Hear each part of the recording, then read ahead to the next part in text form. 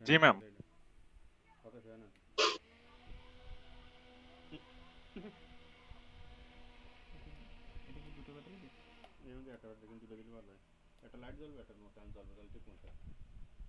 আসলে এখানে একটা স্লাইড করা আছে, স্লাইডে হয়তো অনেক কিছু ঠিকভাবে অর্গানাইজড নাই। তো আমি আসলে ডিসপ্লের যে কনসেপ্ট গুলো এর আগের ক্লাসে পড়িয়েছি সেটাও সেই সম্পর্কিত ইনফরমেশন এখানেও কিছু আছে, বাদ বাকিটা যে বই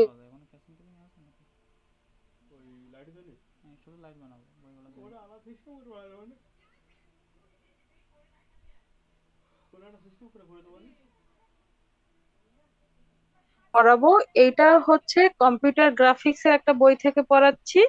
বাট সে বইটা হচ্ছে আমার ওই ওই বইটা না, শামসির যে বইটা না, এটা হচ্ছে আমার হার্ন অ্যান্ড বেকারের একটা বই আছে, কম্পিউটার গ্রাফিক্স।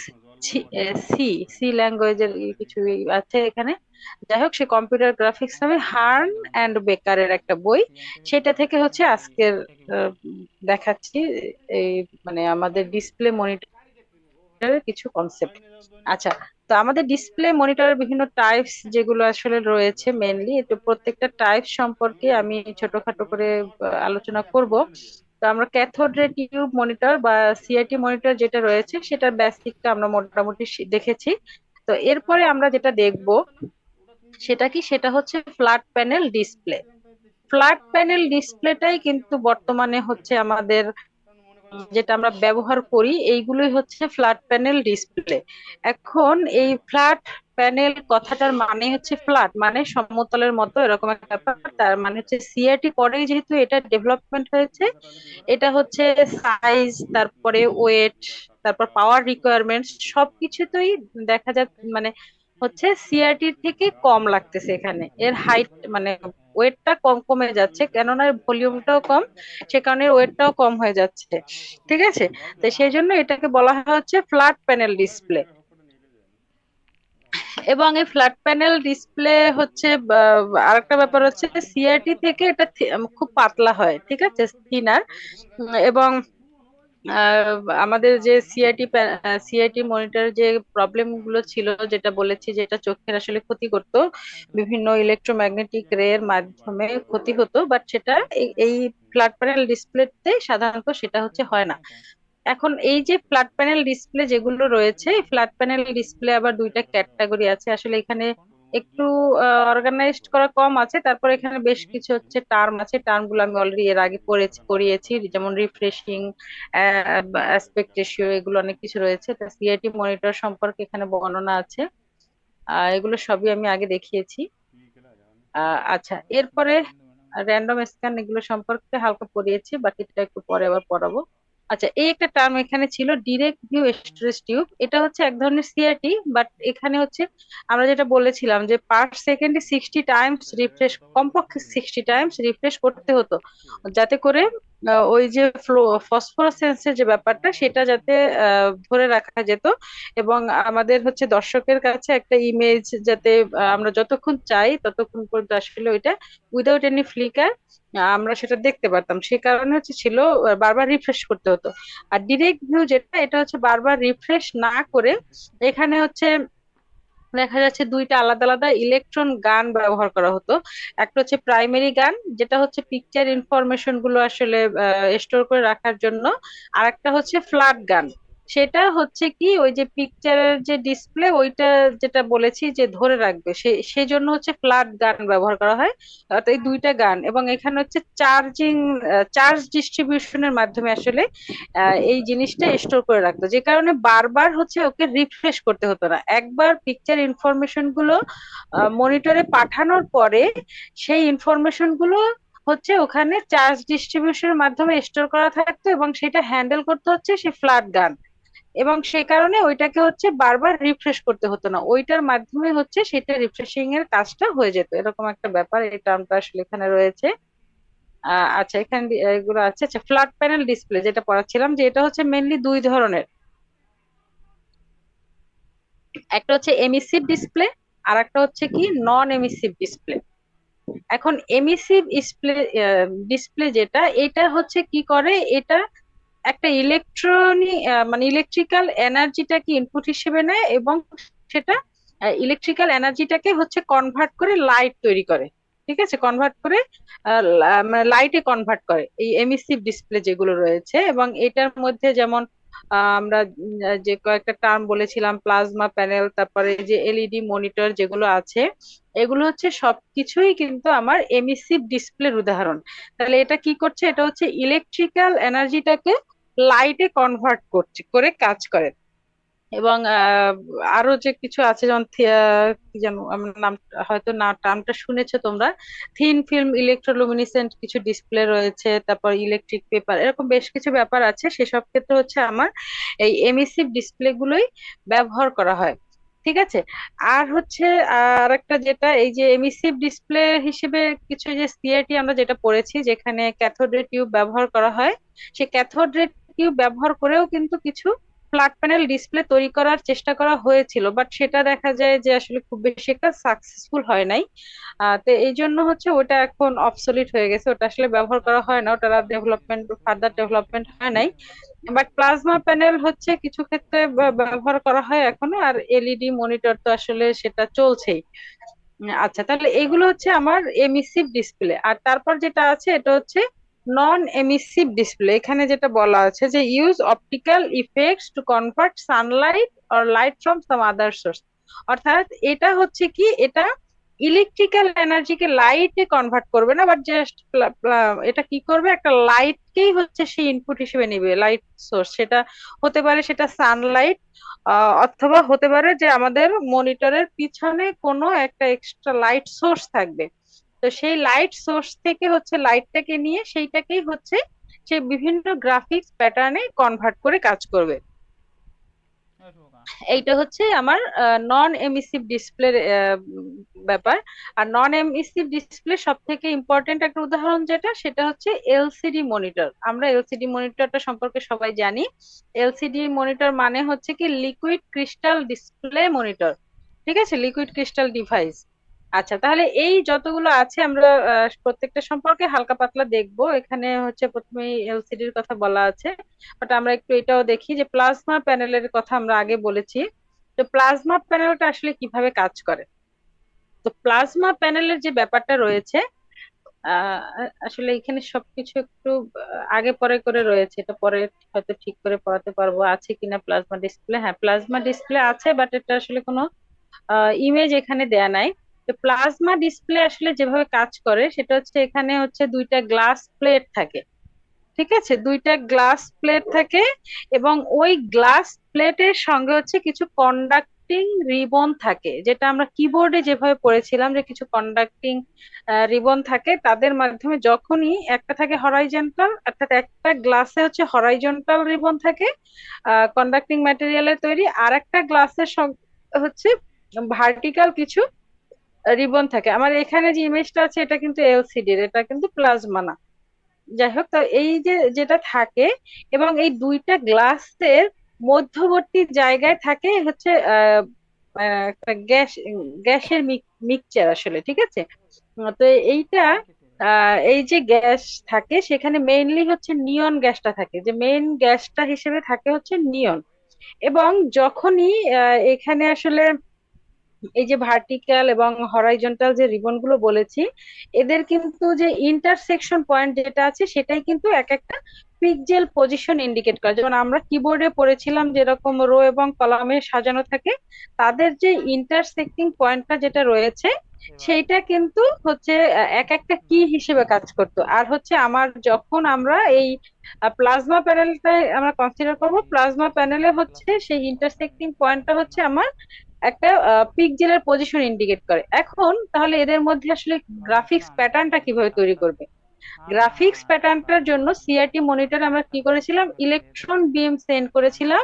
সেটা হচ্ছে আমার ফসফোর ডটে হিট করে সেখানে হচ্ছে একটা ফসফোরেসেন্স তৈরি করে লাইট এমিট করে হচ্ছে একটা ডিসপ্লে তৈরি করেছিল।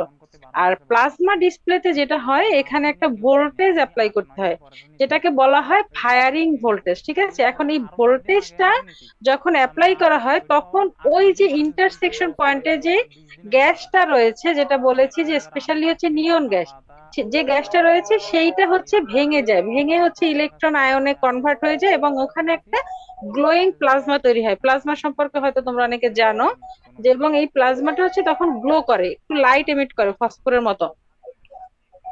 তখন হচ্ছে সেইটার মাধ্যমে, কিন্তু ওই লাইটটার মাধ্যমে জাস্ট আমরা সেই ইমেজটা দেখতে পারি। এবং সিআইটি মনিটরের ক্ষেত্রে আমরা বলেছিলাম যে এই যে পিকচারের ইনফরমেশন গুলো সেটা হচ্ছে একটা বাফারে স্টোর করা থাকে। বাফারটাকে ফ্রেম বাফার অথবা রিফ্রেশ বাফার এগুলো বলা যেতে পারে, যাই হোক এরকম একটা ব্যাপার।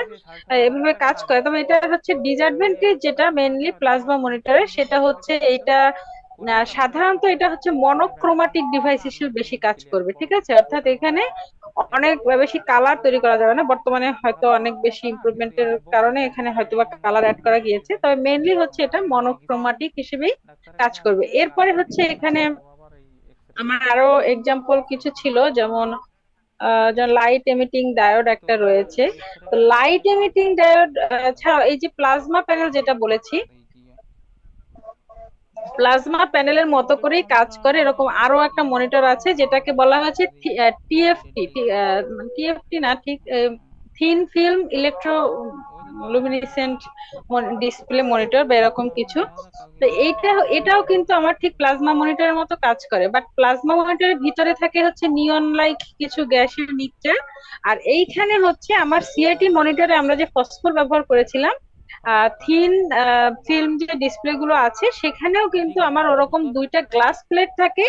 সেখানে ওই যে কন্ডাক্টিং রিবনও থাকে, সবকিছু থাকে, শুধু ইন্টারনাল যে ব্যাপারটা থাকে সেটা হচ্ছে ফসফর। এবং এইখানে যে পিকজেলের পজিশনটা তৈরি হয় ইন্টারসেক্টিং পয়েন্টে, সেই পিকজেলের পজিশনটা এবং সেখানে যে লাইট ইলুমিনেট করার যে ব্যাপারটা সেটা করে ফসফর। অর্থাৎ সিআরটি মনিটরের ফসফর টেকনোলজিটা এখানে নিয়ে আসছে। এবং আমার হচ্ছে প্লাজমা প্যানেলের যে গ্লাসের দুইটা গ্লাস প্লেটের যে ব্যাপার, সেই কনসেপ্টটা এখানে এনে এখানে হচ্ছে একটা থিন ফিল্ম ডিসপ্লে তৈরি করা হয়েছে। আচ্ছা, এরপরে যেটা আছে এলইডি মনিটর।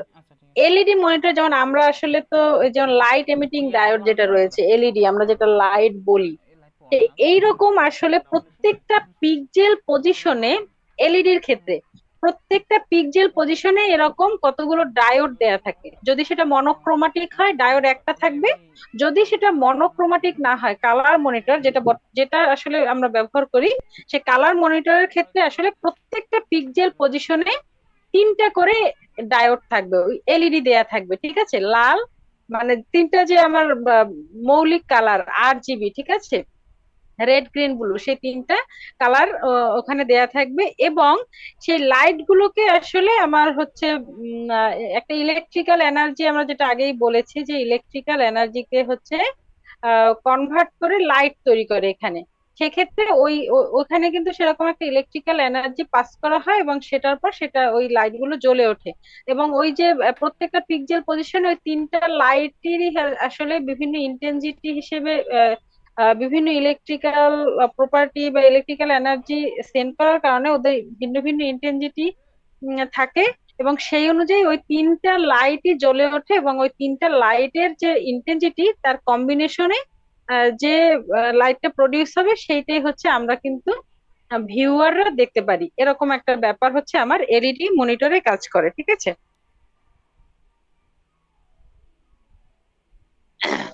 আচ্ছা, এরপরে হচ্ছে আমার যেটা আছে নন এমিসিভ ডিসপ্লে।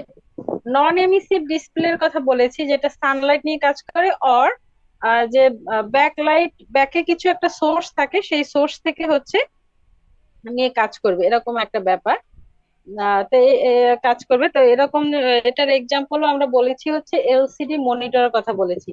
এখন এলসিডি মনিটরটা আসলে এখানে একটু বেশি বর্ণনা করা আছে। এলসিডি মনিটরের এখানে আছে liquid crystal display monitor, LCD, liquid crystal. এবং এখানে লিকুইড ক্রিস্টালটা বোঝার আগে আমরা একটু আসলে লিকুইড ক্রিস্টালটা কি সেটা একটু দেখি। এখন লিকুইড ক্রিস্টাল হচ্ছে, যেমন আমরা জানি যে একটা পদার্থ আসলে তিনটা অবস্থায় থাকতে পারে, ঠিক আছে? সলিড, গ্যাস, লিকুইড, এরকম তিনটা অবস্থায় থাকতে পারে।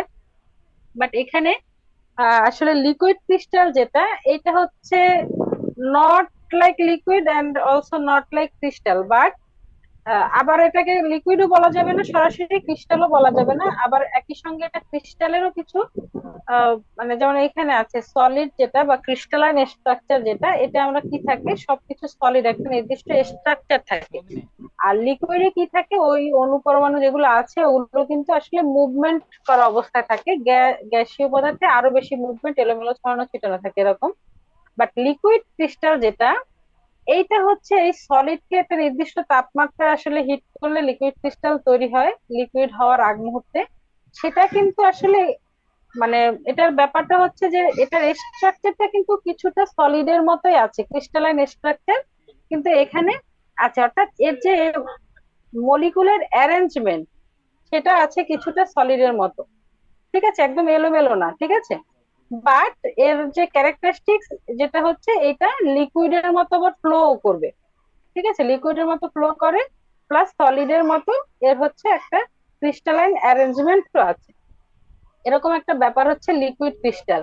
এবং এই লিকুইড ক্রিস্টালের যে আর একটা ব্যাপার, যে লিকুইড ক্রিস্টালের এখানে যেমন বর্ণনা আছে যে সাধারণত হচ্ছে ফ্ল্যাট মানে এলসিডি মনিটর যেটা রয়েছে, এলসিডি মনিটরে যে লিকুইড ক্রিস্টালটা ব্যবহার করা হয় সেটা সেটা হচ্ছে নেমাটিক, নেমাটিক লিকুইড ক্রিস্টাল। এবং এইটার যে ক্যারেক্টারিস্টিক্স সেটা হচ্ছে, এটা যখন কোনো ভোল্টেজ অ্যাপ্লাই করা হয় না, কোনো মানে কোনো এনার্জি যখন তাকে দেয়া হয় না, তখন সে হচ্ছে যেমন ডিএনএ হেলিক্স আকার থাকে, বা থ্রেডের মতো থাকে, অর্থাৎ পেঁচানো আকৃতি, টুইস্টেড থাকে মেনলি। ঠিক আছে, এরকম যে টুইস্টেড থাকে, সরি, ক্লাস করতেছি তো, ক্লাস করতেছি। হুম। আচ্ছা এরকম হচ্ছে টুইস্টেড আকারে থাকে। এই যে এখানে যেটা রয়েছে, এবং এখানেও কিন্তু আমার দুই পাশে দুইটা প্লেট রয়েছে, গ্লাস প্লেট। এবং যেহেতু আমরা এটা বলেছি যে এটা হচ্ছে ব্যাক লাইট একটা সোর্স থাকে, সেটা নিয়ে হচ্ছে এটা আমার একটা ইমেজ বা গ্রাফিক্স প্যাটার্ন তৈরি করে।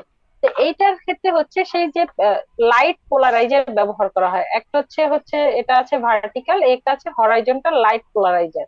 যে লাইট পোলারাইজারের মাধ্যমে আসলে লাইটটা এমিট হবে, আমরা সেটা দেখতে পাবো। আর এই দুইটার মধ্যবর্তী স্থানে হচ্ছে প্রত্যেকটা পিক্সেল পজিশনে এরকম হচ্ছে নেমাটিক টুইস্টের যে লিকুইড ক্রিস্টাল এটা দেয়া থাকে। এবং এর যে জেনারেল নেচারই হচ্ছে এটা টুইস্টেড আকারে থাকে, ঠিক আছে, অর্থাৎ 90 ডিগ্রি অ্যাঙ্গেলে ঘুরে যায়। তাহলে এটা হচ্ছে অনস্টেড, অর্থাৎ এইখানে যখন কোনো ইলেকট্রিক্যাল এনার্জি না পাবে তখন, এবং এখানে দেখো দুইটা আলাদা কন্ডাক্টর রয়েছে, এটার সঙ্গে একটা এবং এইটার সঙ্গে একটা, যখন এই কন্ডাক্টরে কোনো ইলেকট্রিক্যাল এনার্জি প্রোভাইড করা হবে না, তখন কি হবে, তখন হচ্ছে এই যে পিছনের থেকে যখন কোনো আমার লাইট এখানে এসে পড়বে, তাহলে দেখো প্রথমে কিন্তু লাইটটা এখানে ভার্টিক্যাল ওয়েতে আছে। তো যেহেতু ভার্টিক্যাল আছে, এখান থেকে সরাসরি কিন্তু এটা পাস করতে পারবে। ঠিক আছে, সরাসরি পাস করবে। পাস করার পরে এইটা যেহেতু ন্যাচারাল স্ট্রাকচারই হচ্ছে টুইস্টেড হয়ে যায়, 90 ডিগ্রি অ্যাঙ্গেলে ঘুরে যায়, তখন পাস করার পরে ওই লাইটটা কিন্তু আমার ঘুরে হরাইজন্টাল হয়ে যাবে। তো যেহেতু হরাইজন্টাল হয়ে যাবে, তখন সামনেও আমার হরাইজন্টাল কিছু পোলারাইজার রয়েছে, লাইট পোলারাইজার। তো এইটা ভেদ করে কিন্তু সেটা স্ক্রিনে একটা গ্রাফিক্স প্যাটার্ন তৈরি করতে পারবে। ঠিক আছে, এই জন্য এটাকে বলা হয়েছে অনস্টেড।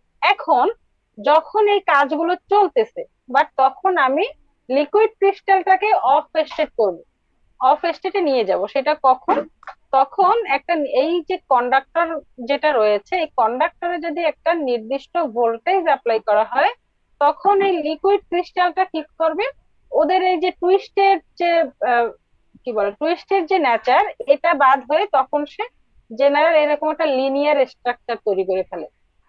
তাহলে তখন কি হয়, এখান থেকে একটা লাইট পাস হলো, লাইটটা এখানে চলে আসলো, অর্থাৎ এটা হচ্ছে আমার ভার্টিক্যালি লাইটটা এখানে পাস হলো, বাট পাস হওয়ার পরে এটা কিন্তু আর ভার্টিক্যালটা হরাইজন্টাল হয়ে যাচ্ছে না, যেহেতু এটা টুইস্টেড আকারে নাই, এটা ওই ভার্টিক্যাল ওয়েতেই কিন্তু সামনের গ্লাস প্লেটটাকে হিট করবে। বাট সামনের যে গ্লাস প্লেট যেটা রয়েছে, এটা আছে হরাইজন্টাল, এবং এখান থেকে শুধুমাত্র হরাইজন্টাল লাইটই পাস করতে পারবে, কোনো ভার্টিক্যাল লাইট পাস করতে পারবে না।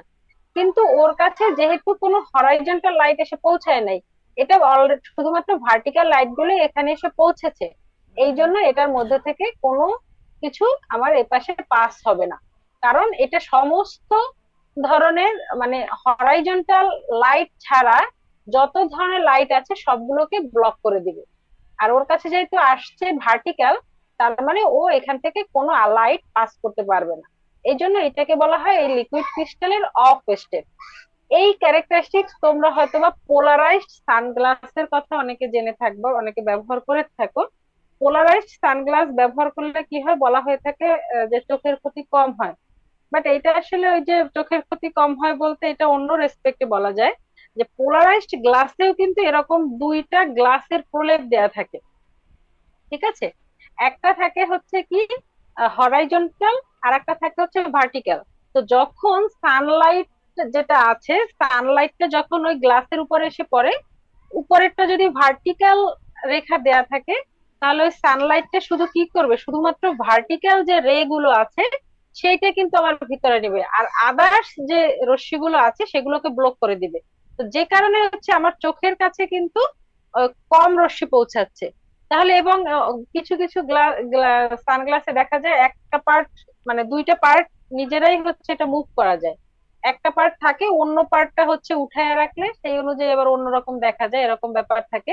আর তারপরে হচ্ছে ভিতরে আবার যদি হরাইজন্টাল ওরকম দেয়া থাকে লাইট পোলারাইজার, তখন সে ভিতরে গিয়ে আবার সেই ভার্টিক্যাল লাইটটাকেও সে ব্লক করে দেয়, তখন কিন্তু আসলে ওই সূর্যের রশ্মিটা চোখ পর্যন্ত ওরকম করে পৌঁছায় না।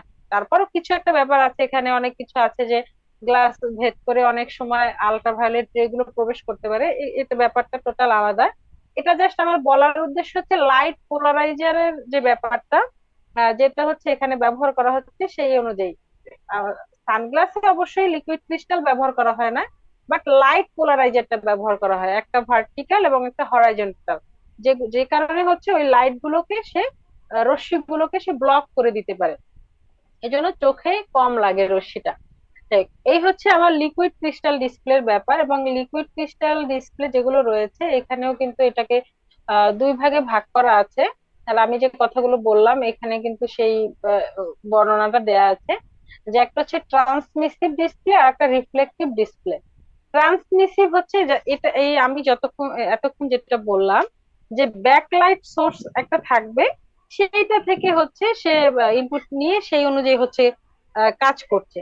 আর রিফ্লেকটিভ যেটা এখানে হচ্ছে আহ, যেমন একটা ডিফিউজিং রিফ্লেক্টর থাকে মনিটরের পিছনে। ও কি করে বাইরের যে আলো আছে, যেমন সেটা সানলাইট হতে পারে বা অন্য লাইট সোর্স আছে, যেটা ব্যাক থেকে আসবে না, মনিটরের ব্যাক থেকে আসবে না, সামনে থেকে আসবে।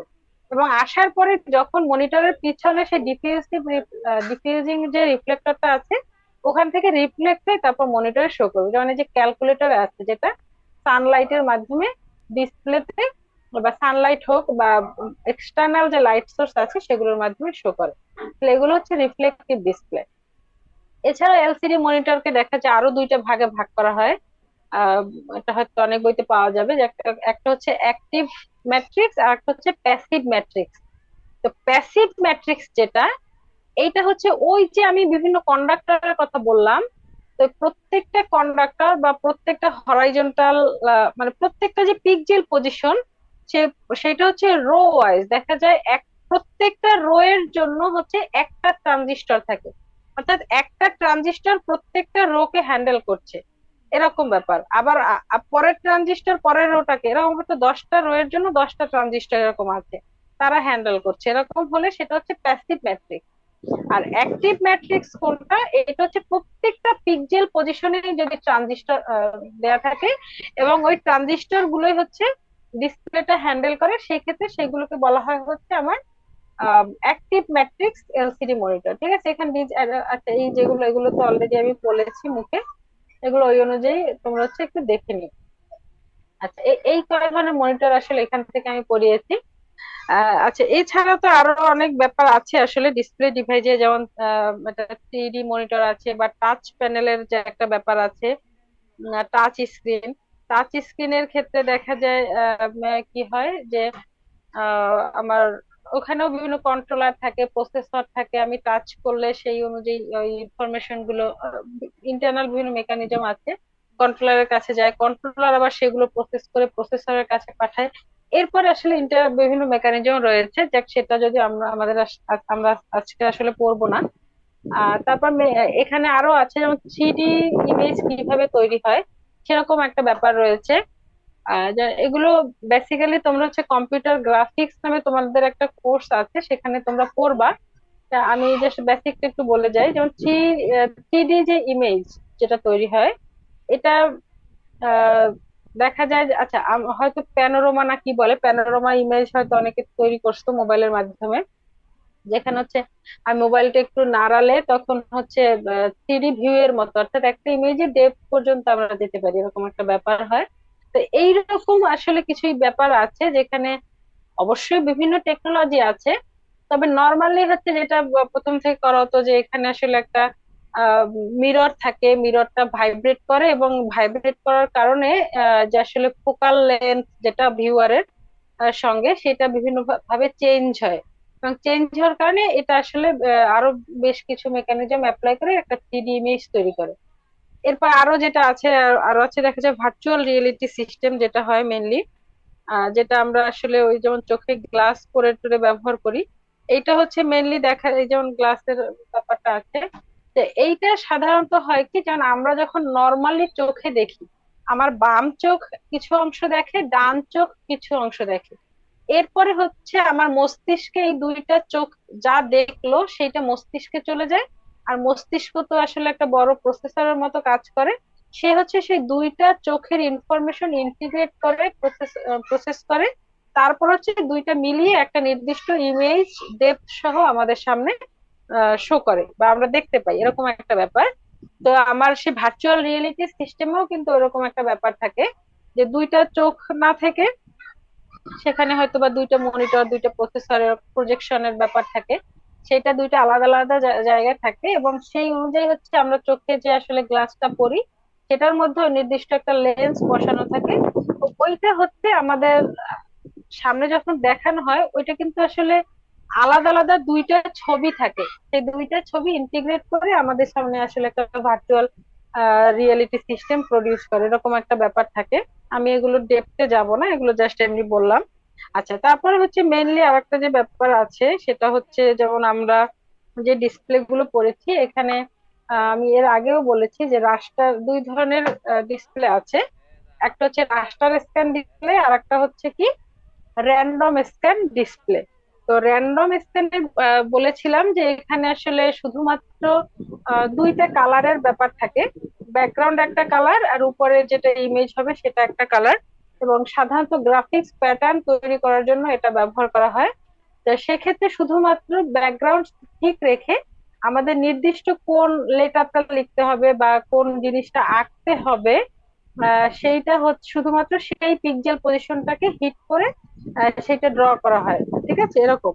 আর রাস্টার স্ক্যান সিস্টেমটা হচ্ছে যেটা আমরা প্রথম থেকে দেখে আসতেছি, যেখানে প্রত্যেকটা পিক্সেল পজিশনে হিট করে কিন্তু তারপরে কালারফুল ইমেজ তৈরি করা হয়, এরকম একটা ব্যাপার। এবং এখানে রাস্টার স্ক্যান সিস্টেমে আসলে এই বইটা থেকে যে পড়াচ্ছি, হার্ন বেকারের বইটা, এখানে আমার কাছে যে বইয়ের ভার্সনটা আছে এটা একটু হালকা অস্পষ্ট আছে।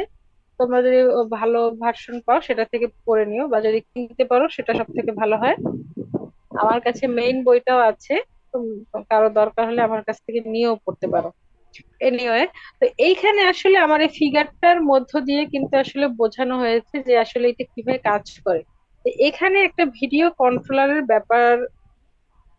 কন্ট্রোলারের ব্যাপারও এখানে রয়েছে, যেটা এই কন্ট্রোলার হচ্ছে, যেমন আমরা মনিটরের কথা যখন বলেছিলাম, বিশেষ করে সিআরটি মনিটর, এটা আসলে সব মনিটরের সঙ্গেই থাকে, যে পিছনে বলেছিলাম যে একটা কন্ট্রোলার সার্কিট থাকে। ঠিক আছে, তো কম্পিউটারের ক্ষেত্রে দেখা যায় অনেক ক্ষেত্রে এটা প্রসেসর নিজেও হচ্ছে কন্ট্রোল করে। তবে সাধারণত আলাদা একটা কন্ট্রোলার, এই কন্ট্রোলিং এর জন্য ভিডিও কন্ট্রোলার নামে আলাদা একটা হচ্ছে অপশন রাখা হয়, ডিভাইসের অংশ থাকে, সেটার মাধ্যমে হচ্ছে এই কাজটা করা হয়। আর মেমোরির ক্ষেত্রে হচ্ছে চাইলে সিস্টেম মেমোরিটাই হচ্ছে নর্মালি ব্যবহার করা যায়, অথবা সিস্টেম মেমোরির যে কোনো একটা পোর্শনকে ফ্রেম বাফার হিসেবে ব্যবহার করে কাজ করা যায়, কাজ করে থাকে, সাধারণত এরকম কাজটাই হয়। আচ্ছা, এবং এখানে হচ্ছে যে কার্তেশিয়ান যে সিস্টেম যেটা রয়েছে, কোঅর্ডিনেট সিস্টেম এরকম করে কাজ করে। এবং প্রত্যেকটা এক্স ওয়াই এরকম করে আসলে ইনিশিয়ালি হচ্ছে এক্স এর একটা মান, ওয়াই এর একটা মান সেট করা থাকে। আমরা যে কর্নার থেকে শুরু করতে চাই, সেটা হচ্ছে আমার আপার লেফট কর্নার হতে পারে, আপার রাইট কর্নার হতে পারে, লোয়ার লেফট কর্নার হতে পারে। এই অনুযায়ী হচ্ছে যেটা আমরা শুরু করতে চাই ওই অনুযায়ী হয়তো এক্স এর মান 0, ওয়াই এর মান 0, অথবা এক্স এর মান 0, ওয়াই এর মান ওয়াই ম্যাক্স, অথবা এর উল্টোটা, এরকম করে ইনিশিয়াল এক একটা বিভিন্ন সিস্টেম অনুযায়ী একটা মানে ইনিশিয়াল একটা ইনিশিয়ালাইজ করে দেয়া থাকে, ঠিক আছে। এরপরে হচ্ছে পার লাইন বাই লাইন হচ্ছে পরবর্তীতে আবার এক লাইন থেকে এক লাইনতে স্ক্যান করবে, সেই অনুযায়ী হচ্ছে লাইন বাই লাইন হচ্ছে ইনক্রিমেন্ট হবে অর ডিক্রিমেন্ট হবে, ঠিক আছে, এক্স এর মান এবং ওয়াই এর মান। এবং এক্স এবং ওয়াই এর মান স্টোর করে রাখার জন্য আসলে দুইটা আলাদা রেজিস্টার ব্যবহার করা হয়। সেখানে এক্স এবং ওয়াই এর মান থাকে, সেখান থেকে হচ্ছে ফ্রেম বাফারে ইনফরমেশন গুলো যায়, ফ্রেম বাফার আবার কন্ট্রোলারকে পাঠায়, কন্ট্রোলার সেই ইনফরমেশন গুলো আবার মনিটরকে, মনিটর নির্দিষ্ট মনিটরের যে কানেক্টর আছে সেটার মাধ্যমে ডিসপ্লেতে সেন্ড করে দেয়। এরকম একটা ব্যাপার আসলে এখানে থাকে।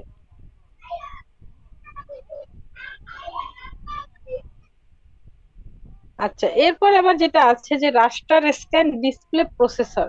আমরা কো প্রসেসর সম্পর্কে অনেকেই জানি, যে যেটা বিভিন্ন যে স্পেশাল কাজ করা হয়, সেটা ম্যাথমেটিক্যাল ফাংশন হতে পারে বা অন্য যে কোনো ফাংশনের জন্য কিছু ডেডিকেটেড প্রসেসর আসলে পাওয়া যায় থাকে, এগুলোকে বলা হয় কো প্রসেসর। তো ডিসপ্লের জন্য কিন্তু এরকম কিছু প্রসেসর রয়েছে, যেগুলোকে আসলে মেইনলি বলা হয় ডিসপ্লে প্রসেসর।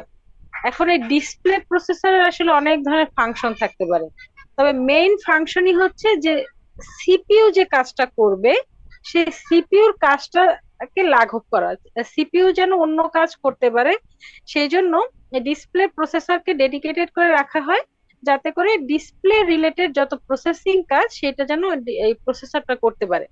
এবং এর যে মেইন কাজই হচ্ছে যে একটা যে কোনো ইমেজের যে যেটা রয়েছে, সেই ইমেজের যে ইনফরমেশন যেটা রয়েছে সেইটাকে কতগুলো পিক্সেল ভ্যালু বা পিক্সেলের যে ইন্টেন্সিটি ভ্যালু তাতে কনভার্ট করে ফ্রেম বাফারের কাছে পাঠিয়ে দেয়া, স্টোর করার জন্য। তো এই যে প্রসেসটা, এটাকে বলা হয় ডিজিটাইজেশন প্রসেস, অথবা আমার গ্রাফিক্স এর ভাষায় বা এই যে ডিসপ্লে মনিটরের ভাষায় এটাকে বলা হয় স্ক্যান কনভার্সন। ঠিক আছে, এটাকে বলা হয় স্ক্যান কনভার্সন। তো এটার মেইন কাজই হচ্ছে স্ক্যান কনভার্সন, ঠিক আছে। এবং সিপিইউ কে হেল্প করা কিসের জন্য, স্ক্যান কনভার্সন বা ডিজিটাইজেশন প্রসেসের ক্ষেত্রে করা, অথবা এটার আরো বেশ কিছু কাজ আছে। যেমন যে লাইন গুলো আসলে তৈরি করবে, যেমন এখানে হচ্ছে বিভিন্ন পিক্সেলটা আসলে দেখতে পাচ্ছি যে এরকম রেক্টাঙ্গুলার ভাবে ভাগ করা আছে এবং এক একটা পিক্সেল পজিশন দেখানো আছে এরকম করে। তো এরকম হতে পারে। আবার হয়তো বা যে আমরা যে পিক্সেল বা যে লাইনগুলো ড্র করব সেটা আসলে বিভিন্ন স্টাইলের লাইন হতে পারে, সেটা ড্যাশড লাইন হতে, মানে dash dash line, dot dot line, এরকম বিভিন্ন হতে পারে, অথবা সলিড লাইন বিভিন্ন রকমের হতে পারে। আবার বিভিন্ন ধরনের কালার এরিয়া তৈরি করা, বিভিন্ন ধরনের মানে যে ক্যালকুলেটিভ যেসব দাদা, কাজ রয়েছে দাদা সেই তুমি সব এনে দাও, কাজগুলো দায়িত্ব কিন্তু সহ দাও। আসলে ডিসপ্লে প্রসেসর না না না না, করে থাকে, আমারে আটকে আটকাই ঠিক দিছে, কি আছে। হয়েছে এটা? ওকা, আচ্ছা, কাকা। এরপরে হচ্ছে আছে ডিসপ্লে প্রসেসরের পরে র্যান্ডম স্ক্যান ডিসপ্লে যেটা রয়েছে, এটা এটা অলরেডি তোমাদেরকে আমি বলেছি যে র্যান্ডম স্ক্যান ডিসপ্লেটা আসলে কিভাবে কাজ করে, আহ, যে কিভাবে ড্র করে আসলে কাজ করে। তো এগুলোই হচ্ছে মেইনলি আমার আজকের যে পড়ানোর টপিকস ছিল মনিটর সম্পর্কে। তো আমি জানি না, আমি আসলে তো থিওরিটিক্যাল ব্যাপার হয়তো খুব দ্রুত পড়িয়ে গেছি, তোমরা কতটুকু বুঝতে পারছো জানি না। এগুলো ইজি ব্যাপার, তোমরা দেখলেই পারবা, আমার আহ, আশা করি পারবা। তারপর যদি কারো কোনো কনফিউশন রমজান, থাকে তোমরা জিজ্ঞাসা করতে দাদার পারো। এই ওষুধটা দিয়ে দিছে। ম্যাম একটা কথা ছিল। হ্যাঁ হ্যাঁ, বলো দাদা বলো। এই ওষুধটা আনতে দিল। ম্যাম দেখা যায় কি আমরা না এই আমি জানি। পড়ানোর পর ম্যাম খুব মানে নিখুঁত ভাবে পড়া হয় ম্যাম পরীক্ষার আগে আগেই তো, তখন যত কোশ্চেন তখন দেখা যায় ম্যাম কিছু মানে ডাউট থাকে, কোশ্চেন অ্যাকচুয়ালি বোঝা যায় সম্পূর্ণটাই কিন্তু কিছু ডাউট রয়ে যায় ম্যাম। ওইগুলা যদি একটু দিয়ে মানে দিছে একটু দাদা, কোনো মানে দিয়ে পরীক্ষার আগে যদি তোমার একটা কি ডাউট ক্লাস আছে নিয়ে নাকি? যদি সলভ করা যায়, কারণ ম্যাম খুব মানে নিখুঁত ভাবে তার আগে এরকম দেখা হয় না। না, কিন্তু সেইটা তো আসলে তোমাদের স্টুডেন্টদের হওয়া উচিত না, তোমরা করো সেইটা অধিকাংশই, দুই একজন হয়তো পড়াশোনা করে, বাট সেই জন্যই আমি বারবার বলি যে আমি যখন পড়াচ্ছি আমি তোমাদের সমস্ত রেফারেন্স দিয়ে দেই যে তোমরা এই বইটা থেকে পড়বা। তো আমি আসলে স্লাইড দিয়ে পড়া পছন্দ করি না। এবং আমি কোশ্চেন করলেও মেইন বই থেকেই কোশ্চেন করি এবং করব সবসময়। তো ম্যাম সেই জন্য আমি ম্যাম আরেকটা বিষয় হচ্ছে কোশ্চেন সলভ তো ম্যাম যখন আপনি মানে আজকে যে লেকচারটা দিলেন ম্যাম, এখন তো এই লেকচার সংক্রান্ত যে কোশ্চেনগুলো আছে ম্যাম, ওইগুলো ম্যাম কিন্তু এখন আমরা সলভ করি না। ওইগুলো দেখা গেল ম্যাম এক্সামের আগে আমরা ওই কোশ্চেনগুলো দেখি বা সলভ করার চেষ্টা করি ম্যাম। তো তখন ম্যাম আসলে ওই করলাম যে কথাটা বললো যে দুই একটা ডাউট হয় ম্যাম, মানে তখন আসলে বুঝতে পারি না ম্যাম। তো দু এইটা একটা ডাউট ওটা হচ্ছে করা যায়, কিন্তু তোমাদের সব থেকে যেটা ভালো উপায় এবং যেটা করা উচিত সেটাই আমি বারবার বলি, কারণ এটা হচ্ছে থিওরিটিক্যাল অনেক কনসেপ্ট আছে এবং আমি পড়ানোর মধ্যে কিন্তু অনেক টপিকস, এখানে কিন্তু অনেক অনেক টপিকস আছে, ঠিক আছে? তো এটা যদি তোমরা ওরকম লাগে না, আর এটা তো আসলে মুখস্থ করারও ব্যাপার না, কিছুই না। তোমরা জাস্ট এই বইটা একটু যখন বসে থাকো, তোমরা তো ফেসবুকও চালাও, মোবাইল চালাও না এমন না, গেম খেলো, ফেসবুক চালাও, বিভিন্ন মানে অ্যাপ ইউজ করো, কত কিছুই তো করো মোবাইলে। কিন্তু জাস্ট তুমি যদি আধা ঘন্টা সময় ব্যয় করো এটা শুধুমাত্র রিডিং করে যাওয়ার জন্য। মানুষ রিডিং করে না, গল্পের বই যখন পড়ে সেটাও তো মাথায় একটু ক্যাচ করে পড়তে হয় কি ঘটছে কি ঘটছে। সেরকম যদি শুধু রিডিংটাও একবার পড়ে যাও তখনও কিন্তু তোমার ওই কনফিউশনটা দাঁড়ায় যে না এটা আমি বুঝতে পারছি না। ওইটা কিন্তু তুমি নেক্সট ক্লাসে আমাকে আস্ক করতে পারো, কিন্তু সেটা কিন্তু তোমরা কখনোই করো না। তোমরা হচ্ছে এই জন্য আমার নিজেরও খুব মন খারাপ হয় যে ক্লাসের রেসপন্স দেখা যায় আগের সেমিস্টারে আমি যে ক্লাসটা নিয়েছি, যে কোর্সটা করেছি, তোমরা রেসপন্স মোটামুটি কম বেশি করছো, হয়তো মার্কস এর কথা বলেছি সে কারণে, যাই হোক এই সেমিস্টারে কিন্তু কিন্তু রেসপন্সের হার খুবই কম। দেখা যায় রেসপন্স পাচ্ছি না তোমাদের সেরকম একটা, ঠিক আছে? তো সেই জন্য কিন্তু আমার নিজেরও যেমন এই মিড পরীক্ষার আগে আমি চাইলেই তোমাদের ক্লাস নিতে পারতাম, বাট তোমাদের রেসপন্সের রেট আসলে এটা আমার আমার ভাল লাগে নাই। তোমরা রেসপন্স করো না, প্লাস হচ্ছে তোমরা কোনো কিছু না বুঝলে দেখা যায় সেটা ক্লাসের পরে সেটা তোমরা আসলে স্টাডি করো না। এটা আসলে আমাদের সময় আমরা যখন পড়াশোনা করছি তখনও কিন্তু এরকম একটা সমস্যা ছিল যে আসলে এটা স্টাডি সঙ্গে সঙ্গে অনেকেই করতো না। বাট আবার এরকমও ছিল যে আসলে ক্লাস শেষ হওয়ার পরে আমরা সবাই মিলে হয়তো একত্রে বসে রিডিং, যেটা পড়ানো হয়েছে রিডিং সবাই মিলে পড়ে জাস্ট মেইন ব্যাপারটা আসলে আহ বোঝা যায় কিনা সেটা বুঝলে বুঝে রাখলাম, পরবর্তী ক্লাসে সেটা জিজ্ঞেস করতে পারবো। এটা একারও পড়তে হবে এরকম না, গ্রুপ স্টাডির মতো এক জায়গায় বসে করলে সব কিন্তু হয়ে যায়। তো ওইটা তো আর পরীক্ষার মতো করে পড়ার মতো কিছু না, জাস্ট যে কনসেপ্টটা বলা হয়েছে সেই কনসেপ্টটা তোমরা বুঝতে পারছো কিনা, সেটা তার মধ্যে কোনো কনফিউশন আছে কিনা সেটা কিন্তু ক্লাসের পরে একবার দেখলেই তোমরা সেটা বুঝতে পারো, কিন্তু সেটা কিন্তু তোমরা করো না, কখনোই করো না।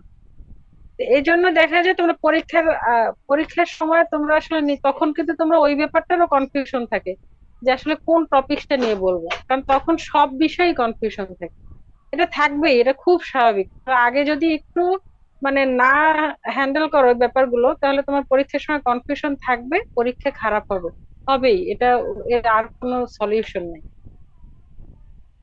কোনো সলিউশন নাই এর। তোমরা যদি একটু না পড়ো কোনো সলিউশন নাই। তোমরা পরের ক্লাসে তোমরা যদি পাঁচজনও পড়ো, সে পাঁচজনও কিন্তু পরের ক্লাসে কোশ্চেন করলে তোমরা সে পাঁচজনের কারণে অন্য সবাই উপকৃত হয়, কিন্তু সেটাও কিন্তু তোমাদের মধ্যে পাঁচজনেরও কিন্তু আমি সেই রেসপন্সটা পাই না কখনো। বুঝতে পারছো তো? সেটা কনফিউশন থাকবে, কিন্তু সেটা তোমরা এখন করে এখন কনফিউশন গুলো দূর করবা। জি ম্যাম। বাড়িতে আছো ঘুরবা, ঠিক আছে, কোনো সমস্যা নাই, বাট মোবাইল কেউই ব্যবহার না করে থাকবা না। তো সেইটা আধ ঘন্টা ব্যবহার করলেও সেই আধ ঘন্টাও যদি তোমরা একটু রিডিংটা জাস্ট করে যাও বইটা খুলে, আর মনে হয় তোমাদের মন থেকে অনেক কোশ্চেন বের হবে। কারণ আমি তো তোমরা কিছু হয়তো বলো না দেখে আমি আমার মতো পড়ায় যাই, তোমরা আমি মানে বুঝতে পারি না, হয় বুঝি যে সবাই বুঝতে পারছো, নয়তো কেউই কিছু বুঝতে পারতেছে না, সেজন্য কথা বলছো না, এরকম মনে হয়। কিন্তু তোমরা একটু পড়াশোনা করো, ঠিক আছে, এটা দরকার আছে। আর এই মানে এটা করাও দরকার, এই প্র্যাকটিসটাও রাখা দরকার, যেটা তোমরা আসলে ইন্টারমিডিয়েট পর্যন্ত তো এটা সবাই করছো যে ক্লাসে যেটা পড়ানো হয়েছে সেটা বাসায় গিয়ে একবার হলেও দেখছো, বাট এই ইউনিভার্সিটিতে এসে তোমরা সেই প্র্যাকটিসটা কেন রাখো না সেটা জানি না। ঠিক আছে, আমি খারাপ পড়াতে পারি, সেটা পড়াতেই পারি, কোনো সমস্যা নেই, কিন্তু তোমরা আমার খারাপ পড়া বা পড়াইতে বাধ্য করবা কেন? তোমরা যদি কোশ্চেন করতে থাকো আমিই তো পাগল হয়ে যাব যে ওরা তোমাকে আসলে এইটা জানতে চাইবে, এটা আমাকে ভালো করে পড়াশোনা করতে হবে, না পারলে আবার পড়াশোনা করে পরবর্তী ক্লাসে আবার পড়াইতে হবে। আমি খারাপ পড়াইতেই পারবো না তোমরা যদি আমাকে মানে সেই অনুযায়ী রেসপন্স করো বা কিছু। ঠিক আছে, তারপরেও হয়তো বা আমারও অনেক ল্যাকিংস আছে, তবে সেটা হচ্ছে তোমরা যদি একটু পড়াশোনা করো আমার মনে হয় আমার দিক থেকেও আমি আরো সচেতন হতে পারি। ঠিক আছে, একটু পড়াশোনা করো বাসায়। জি ম্যাম। ওকে, তারপর এরকম যদি করো তাহলে দেখা যায় পরীক্ষার আগেও আমি দুই একটা ক্লাস নিতে নিজেও আগ্রহী হব, নইলে আমার নিজেরও আগ্রহটা থাকবে না। আচ্ছা ঠিক আছে, আমি হচ্ছে অ্যাটেন্ডেন্সটা নিয়ে নিচ্ছি। আইডি, আচ্ছা আর কারো কি কোনো কোশ্চেন আছে? আচ্ছা, ID 1, 2, Yes, ma'am. 3, Yes, ma'am. 4, Yes, ma'am. 5, 6, 7, Yes, ma'am. 8, Yes, ma'am. 10, 11, 12, Yes, ma'am. 13, 14, Yes, ma'am. 15,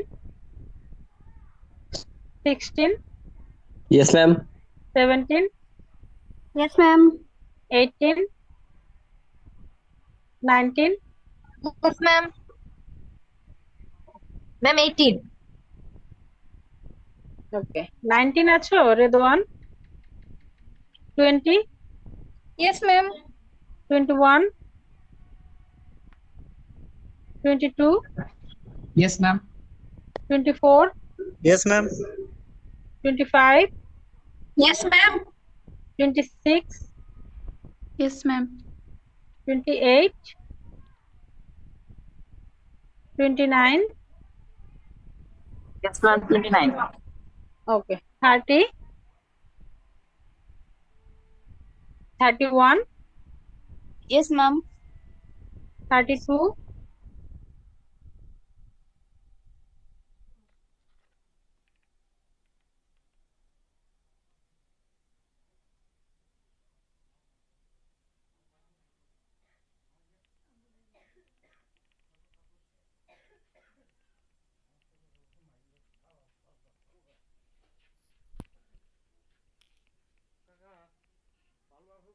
এই কাকা আসি বলো।